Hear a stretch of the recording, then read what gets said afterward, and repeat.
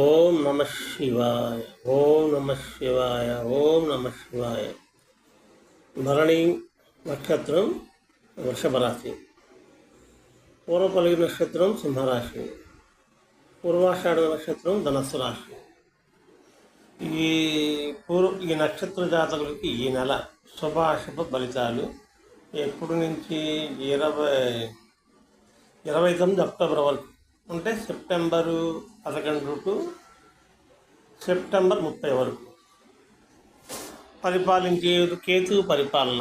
అంటే ఈ మూడు నక్షత్రాల వాళ్ళకి కేతు పరిపాలిస్తాడనమాట. అయితే ఈ మూడు నక్షత్రాలు భరణి, పుబ్బ, పూర్వాషాఢ, ముగ్గురికి ఏంటంటే ఒకే యాంగిల్లో జరిగిద్ది అనమాట.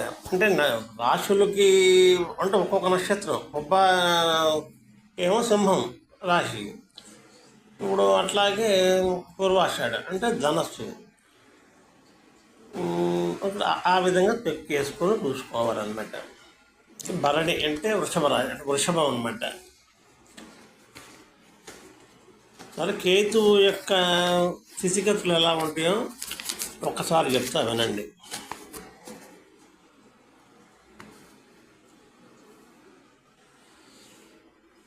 ఇతరులతో విరోధ భయములు, సర్ప భయము, అధికార భంగం, వృత్తి వ్యాపారం నందు కొంచెం నష్టములు, బంధుమిత్రాలతో విరోధము, వేదాంత చర్చ, మనోతికాకులు, అన్యులపై అధికారం చలాయించుట, పనులు అందు బద్ధకం, చేద్దాం చూద్దాం, వ్యసనములు. వ్యసనములు అంటే అందరికీ ఎందుకు ఉంటుంది? వ్యసన పరులకు వ్యసనం ఎక్కువ ఉంటుంది. వ్యర్థపు ఆలోచనలు కలుగును, ఇన్ని పనికిరాని ఆలోచనలు. అంటే ఆ పని చేస్తే సెట్ అవ్వదు, అలాంటి ఆలోచనలు వస్తాయి. కాబట్టి అలాంటి ఆలోచనలు విరమించి మీరు రోజువారీ కార్యక్రమాలు ఎలా చేసుకున్నా అలా చేసుకుంటూ వెళ్ళిపోవాలి. నెల కొత్త కార్యక్రమాలు చేశారంటే అందులో నష్టం జరిగిద్ది. దైవ దర్శనం బ్రహ్మాండంగా ఉంది. వ్యర్థపు ఆలోచనలు కలుగును.